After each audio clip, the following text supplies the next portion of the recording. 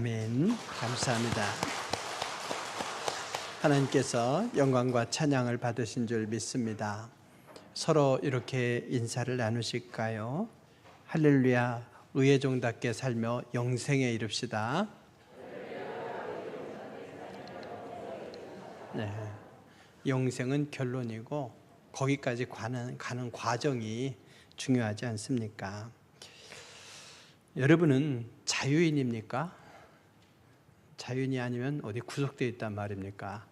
당연한 질문이겠죠. 대한민국 시민권자로서 당당하게 자유인으로 살고 있지 않습니까? 근데 영적인 차원으로 보면 좀 다르다고 이야기합니다. 영적인 차원으로 보면 모두가 다 종이래요. 쉽게 말하면 노예래요. 성경이 선포하는 바입니다. 인간은 자유인인 것 같으나 사실은 종으로 살고 있다는 거죠. 도대체 누구의 종이란 말입니까? 뒤집어서 말하면 우리의 주인이 누구냐 말이죠. 주인이. 자유인으로 살고 있는데 주인이 따로 있다니요. 내 인생의 주인 누군가. 바울은 여러 종류의 주인 이야기 하겠지만 결국에는 정리하면 두 주인이 있다는 거예요.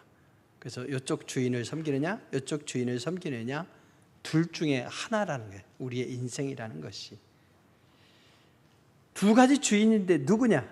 누구에게 순종하느냐에 따라서 누구에게 속했느냐가 결정이 되는 거죠. 가령 병사가 있어요. 이등병이 있는데 앞에 사성장군이 있어요. 이등병이 뭔 일을 하고 있는데 사성장군이 나타나서 야 이거 해 이러면 해야 될까요? 여기 하던 일을 접어두고 해야 될까요? 아니에요. 소대장이 시킨 일이 사성장군이 시킨 일보다 중요해요. 직속상관 명령만 들어야 됩니다. 그래서 누구의 명령을 받느냐 이게 지휘계통이고 누구의 부하냐가 결정이 된다면 우리 인생은 누구에게 순종하느냐 이거에 의해서 누구의 종이냐가 결정이 된다는 거죠. 오늘 16절의 말씀을 보게 되면 너희 자신을 종으로 내주어 누구에게 순종하든지 그 순종함을 받는 자의 종이 되는 줄을 너희가 알지 못하느냐.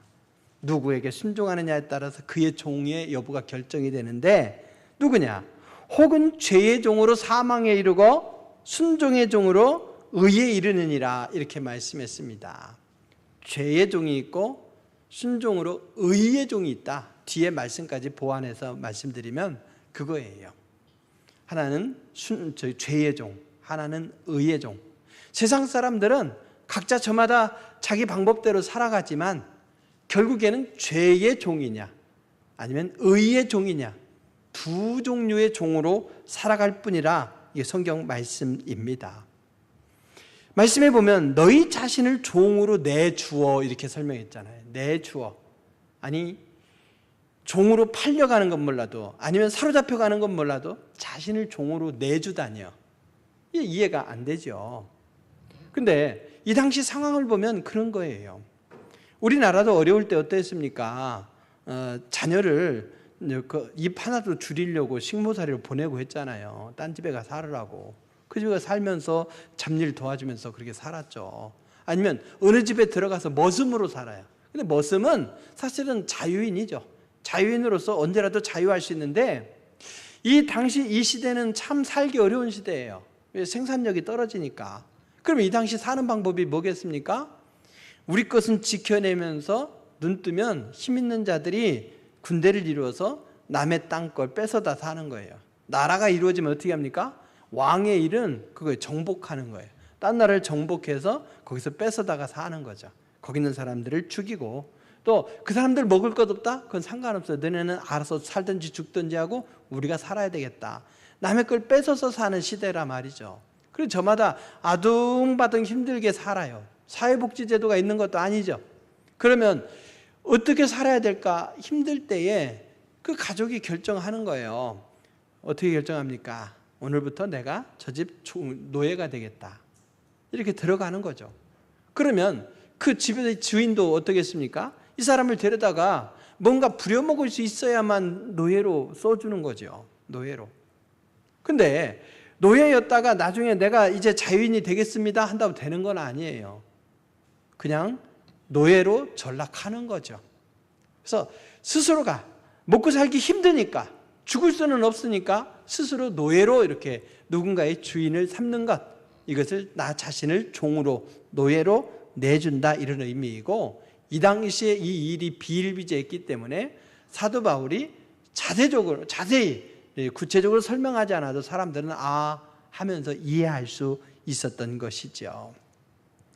그래서 어떤 사람을 내가 주인으로 모시고 그에게 나를 종으로, 노예로 내주게 되는데, 어떤 사람을 나의 주인으로 삼느냐에 따라서 그의 인생이 조금 더 존중받기도 하고, 아니면 정말 목숨 걸고 일해야 되는 수도 있죠.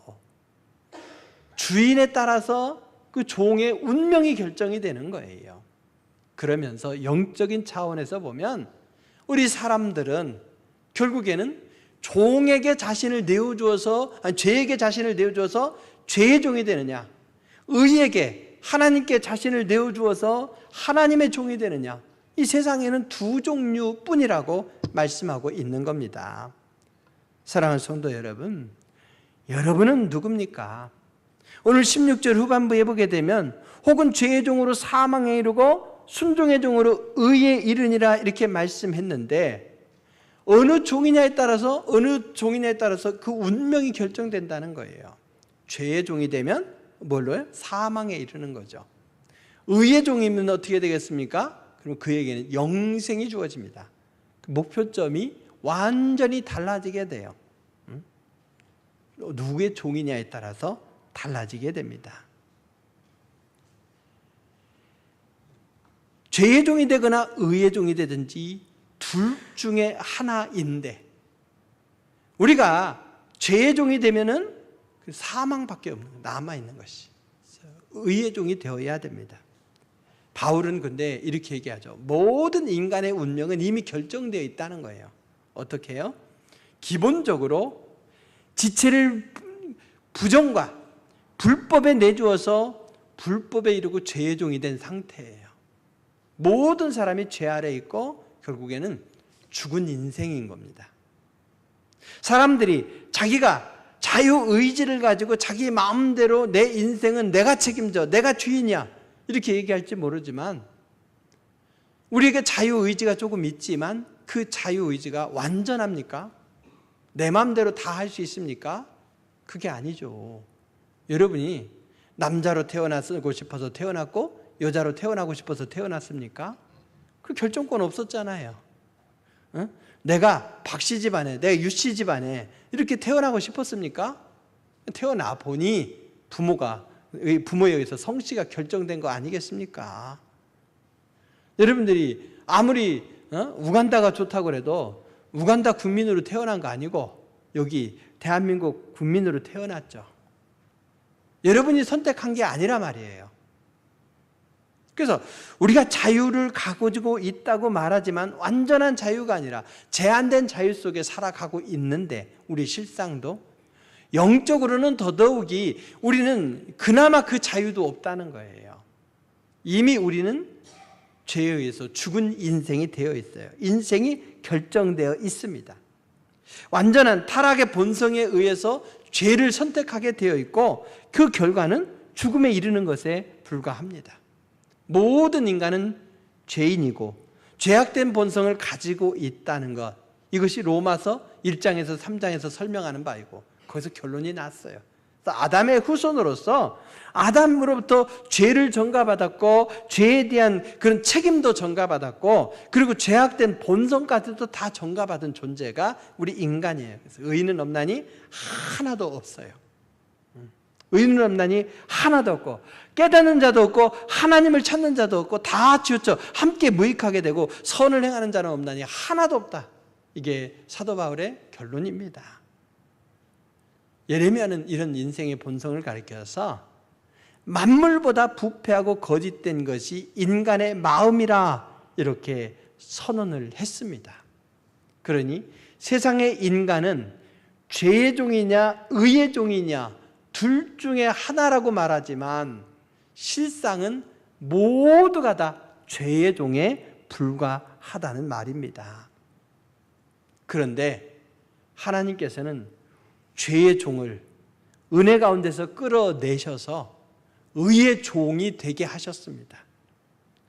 18절에 보니 죄로부터 해방되어 의에게 종이 되었느니라 이렇게 선포하고 있습니다. 하나님의 은혜로 말미암아 예수 그리스도와 연합된 성도는 이제 죄로부터 해방되어서 의의 종이 되었다는 거예요. 예수님을 믿는다는 것이 뭔가? 라고 했을 때에 예수님을 믿어요. 믿으면 여전히 우리는 영적으로 종이에요. 종인데 죄의 종에서 의의 종으로, 하나님의 종으로 신분이 달라졌다는 거예요. 어차피 종인데 라고 할지 모르겠지만 죄의 종의 결과는 뭡니까? 오늘 말씀에 보면 사망에 이른다고 그랬죠. 근데 의의 종의 결과는 뭡니까? 영생에 이른다고 했습니다. 그래서 우리의 주인이 달라졌다는 것은 우리의 운명이 달라졌다, 이런 말씀입니다. 오늘 이 자리에 앉아 계신 여러분들, 하나님 앞에 예배드리는 여러분들의 주인은 누굽니까? 아우, 내 인생은 내가 주인이죠, 이럴지 모르겠지만 그것은 이전에 있는 모든 사람들과 똑같이 죄의 종인 거예요. 영적으로 보자면 예수님을 믿는 우리는 어떻게 됐겠습니까? 하나님께서 베풀어 주신 사랑, 그 은혜로 말미암아서 하나님의 자녀가 되고 친구가 되고 무엇보다도 하나님의 종이 되어서 영생이 보장된 존재가 되었다. 우리의 미래가, 영원한 미래가 달라졌다, 이렇게 말씀하고 있는 겁니다. 그래서 여러분들은 예수 그리스도의 십자가를 통해서 나는 의의 종이 되었다, 이렇게 확실히 선포하는 여러분 되시길 주의 이름으로 축원드립니다. 그렇다면 이렇게 죄의 종에서 영원히 죽어야 되는데 의의 종이 돼서 우리가 영생을 누릴 수 있게 되었다면 영생에 이르기까지의 우리의 삶을 어떤 내용으로 살아내야 그에 합당한 삶일까? 오늘 사도 바울은 세 가지 차원에서 삶을 이야기합니다. 우리가 순간순간을 살아갈 때에 우리의 가슴속에 간직해야 될 것은 이 모든 것이 하나님의 은혜요, 이 은혜의식으로 살아가는 여러분 되시길 주의 이름으로 축원드립니다. 은혜로 살아가야 되는 거예요. 오늘 15절에서 그런 즉 어쩌하리요? 우리가 법 아래에 있지 아니하고 은혜 아래에 있으니 죄를 지으려 그럴 수 없느니라, 이렇게 말씀하고 있습니다. 여러분, 은혜를 입었으면 사람이 다르게 살아야 되는데 그렇지 않으면 배은망덕, 이렇게 얘기하지 않습니까? 하나님께서 우리를 사랑하셔서 우리를 구원으로 인도하셨습니다. 내가 뭔가를 대가를 지불했기 때문 아니에요. 내가 뭔가 자격을 갖췄기 때문이 아니에요. 그저 하나님이 사랑하셔서 우리에게 은혜를 베풀어 주신 거예요. 그렇다면 그 은혜에 의해서 우리의 삶의 내용은 날마다 하나님께서 내게 베풀어 주신 은혜가 넉넉하오니, 이런 고백 속에서 살아가야 되는 줄로 믿으시기 바랍니다. 윌리엄 쿠퍼라고 하는 변호사가 있었어요.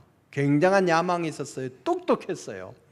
여러분, 제가 시골에서 굉장히 똑똑했어요. 그럼 전국 1등일까요? 세상에 나중에 보니까 잘난 사람 되게 많대요.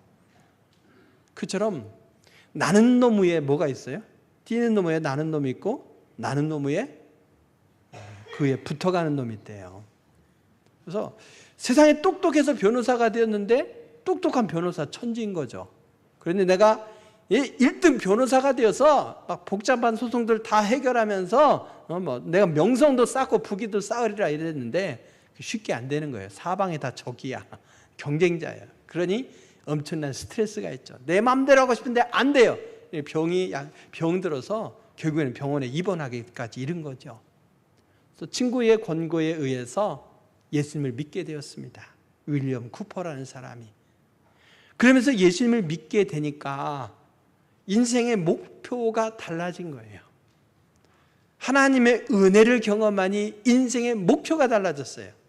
이전에는 내가 유명한 사람이 되리라, 높아지리라, 부유하리라, 이 야망에 의해서 살았다면 이젠 하나님께서 베풀어 주신 은혜가 너무 귀해서 그 은혜 중심으로 살게 된 것이죠.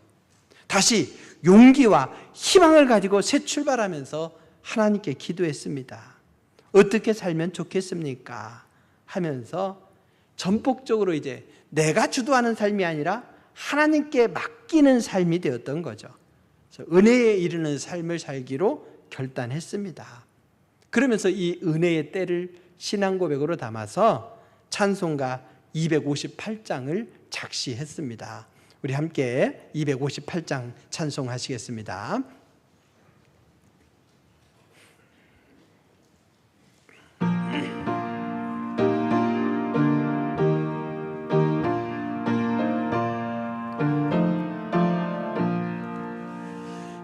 샘물과 같은 보혈은 주님의 피로다. 보혈의 죄를 씻으면 정하게 되겠네. 정하게 되겠네. 정하게 되겠네. 보혈의 죄를 씻으면 정하게 되겠네. 저도 회개하고서 보혈에 씻었네. 저도 저 같은 이 몸도 죄의 씻기 원하네. 죄의 씻기 원하네. 죄 씻기 원하네. 저도 저 같은 이 몸도 죄 씻기 원하네. 죄속함 받은 백성은 영생을 얻겠네. 샘솟듯 하는 피권세 한없이 크도다. 한없이 크도다. 한없이 크도다. 샘솟듯 하는 피권세 한없이 크도다. 날 정케 하신 피분이 그 사랑 한없네. 살 동안 받는 사랑을 늘 찬송하겠네. 늘 찬송하겠네. 늘 찬송하겠네. 살 동안 받는 사랑을 늘 찬송하겠네. 이후에 천국 올라가 더 좋은 노래로 날 구속하신 은혜를 늘 찬송하겠네. 늘 찬송하겠네. 늘 찬송하겠네. 날 구속하신 은혜를 늘 찬송하겠네.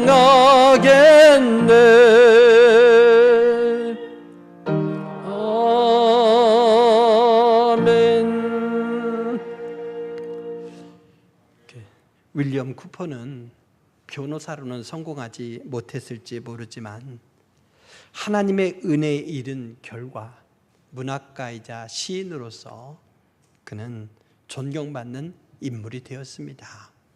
예수 그리스도의 보혈의 피의 능력이죠. 죄를 씻어주고 구원에 이르게 하고 영생에 이르게 하고 찬송하는 삶이 되게 하는 힘이 여기에 있습니다. 사랑하는 성도 여러분, 죄를 지을 수 없느니라 그랬어요. 있는데 하나님의 은혜를 생각하면 감히 죄를 범할 수 없다, 이런 말씀이죠. 은혜 아래에 살아가게 되면 내 의지로는 죄의 욕을 이겨낼 수 없었지만 하나님께서 내게 베풀어 주신 은혜를 생각하면 죄를 범할 수 없게 되는 것이고 더 나은 삶의 놀라운 동기가 될 수 있는 것이죠. 여러분, 우리가 살아갈 때 순간순간 하나님께서 내게 베푸신 은혜가 뭔지를 그걸 헤아리시되 구원받게 하시고 의의 종이 되게 하시고 우리의 종착지가 영생인 것을 감사하면서 그 은혜를 헤아리며 살아가는 여러분 되시길 주의 이름으로 축원드립니다. 자연스럽게 두 번째 삶의 방식이 뭐냐? 그 자연스럽게 이어지는 것은 감사예요. 감사.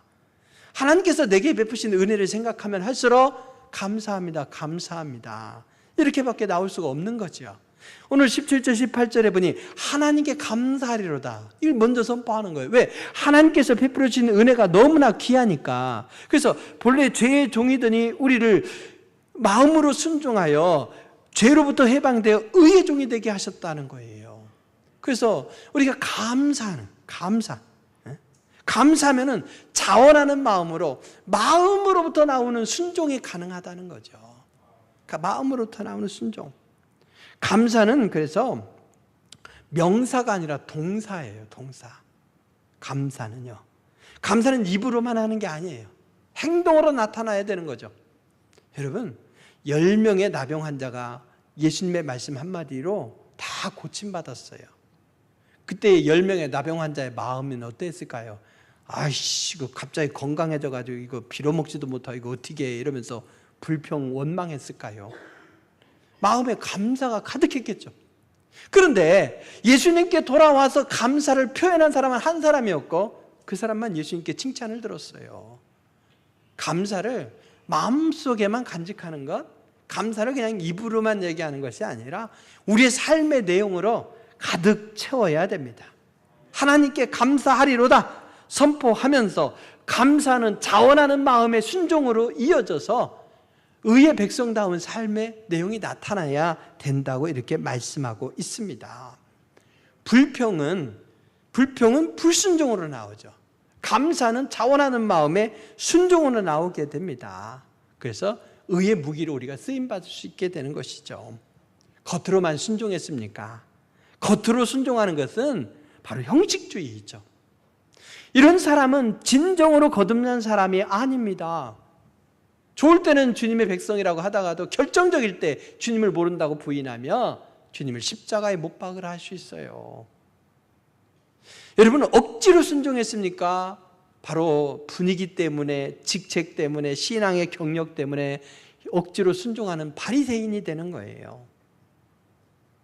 우리의 마음에 기쁨과 평안이 있을 리가 없죠. 어떻게 순종하느냐? 마음으로 순종하라 했습니다. 하나님께서 내게 베풀어 주신 은혜를 생각하고 그 은혜의식 속에 사로잡히면 감사가 나오게 되고, 감사하게 되면요, 누가 시키지 않아도 제가 할 게 뭐가 있습니까? 이러면서 기꺼이 순종할 수 있는 삶으로 이어지게 되는 것이죠. 우리 순종이라고 하는 것은 바로 이 자원하는 마음으로의 순종을 말씀하는 겁니다. 여러분, 우리가 그저 내가 죄를 범하지 말아야지, 구원의 백성이 되었으니까 죄를 범하지 말아야지 이러면서 우리의 마음을 깨끗하게 하면서 살아가면 깨끗할까요? 귀신이 쫓겨났어요. 근데 귀신이 물 없는 곳으로 다니다가 심심해. 그래서 애초 있던 곳으로 왔더니 청소해놨어요. 들어가기가 부담되니까 어떻게 합니까? 7 귀신을 데리고 들어왔어요. 그리고는 마음의 반을 다 난장판으로 만들어버렸죠. 마음이 이전보다 훨씬 더러워진 것이 된 거예요. 왜? 깨끗하게 청소만 해놨으니까. 그럼 어떻게 해야 됩니까? 귀신이 들어올 틈을 주지 말아야죠. 다른 걸로 꽉 채우면 됩니다. 어떻게 해요? 순종의 삶으로 가득 채우는 여러분 되시길 주의 이름으로 축원드립니다. 그저 내가 죄를 범하지 않아야지, 내가 깨끗하게 살아야지가 아니라 주님께서 원하시는 삶을 적극적으로 살아내면서 순종의 삶을 채워가면 마귀가 들어오고 싶어도 공간이 없어서 못 들어와요. 비좁아요. 그냥 여기 못 살겠다 도망가겠죠. 문제는 우리가 하나님의 뜻을 어떻게 분별하느냐죠. 어떤 사람은 그래요. 내 뜻을 하나님의 뜻으로 착각해요. 내가 신앙생활 이만큼 했으니까 내 생각이 하나님의 뜻이지, 그걸 주장해요. 그러나 여러분, 예수님이 하나님 자신이면서도 십자가 앞에서 기도하시고 주여 내 뜻대로 마옵시고 아버지의 뜻대로 앞서서 그랬잖아요. 예수님조차도 내 뜻과 하나님의 뜻, 이 사이에서 충돌할 때가 있더라니까요. 그러니까 신앙생활 조금 했다고 내 뜻을 하나님의 뜻으로 착각하지 마십시오. 내 뜻은 내 뜻이고 내 소신은 내 소신이고 하나님의 뜻은 다른 거예요. 그래서 기도하면서 하나님의 말씀하시면 내가 가기도 하고 내가 서기도 하리라, 이런 마음이 있어야 됩니다. 주님께서 원하시면 저 원수 나라 니느웨도 가야지요. 내 생각에는 아니야 이러고 그냥 딴 데로 도망가려고 딱 마음 먹었어요. 어디로 갈까? 다시스로 가야지. 항구에 가니까 딱 다시스로 가는 배가 있네요. 옳거니 이게 하나님의 뜻이다? 아니죠. 옳거니 잘됐다, 아주 기가 막힌 타이밍이지만 하나님의 뜻과 반대로 가는 길 아니었습니까? 그래서 우리가 말씀을 묵상하고 기도하면서 하나님의 뜻을 분별하고 그것이 하나님의 뜻이 분명하다면 자원하는 마음으로 기꺼이 순종해내는 것, 이것이 곧 우리가 하나님 앞에서 우리가 드려야 될 삶의 내용인 것입니다. 결국 우리의 은혜가 감사와 순종으로 이어지고 그 순종이 거룩의 삶으로 이어지는 거예요. 오늘 19절 말씀해 보게 되면 너희 육신이 연약함으로 내가 사람의 예대로 말하노니 전에 너희가 너희 지체를 부정과 율법에 내주어 불법에 이른 것 같이 이제는 너희 지체를 의에게 종으로 내주어 어떻게 하라? 거룩함에 이르라, 이렇게 말씀했습니다. 거룩한 삶을 살라, 이런 말씀이죠. 거룩한 삶이 뭐겠습니까? 막 24시간 불철주야 기도하는 것이 거룩한 삶입니까? 예, 소중합니다. 하나님께서 그걸 귀하게 여기십니다. 그런데 우리가 하나님을 향해서 경건한데 우리의 삶의 내용이 그것으로 가득 차 있지 않다면 소용없어요. 어떤 사람은 그러죠. 기도하세요, 예배하세요 그러면 삶이 기도고 삶이 예배래요. 아니에요. 우리가 하나님 앞에 시간을, 공간을 구별해서 드리면서 그것이 삶으로 이어지도록 균형 잡힌 삶을 살아내야 되는 것이죠.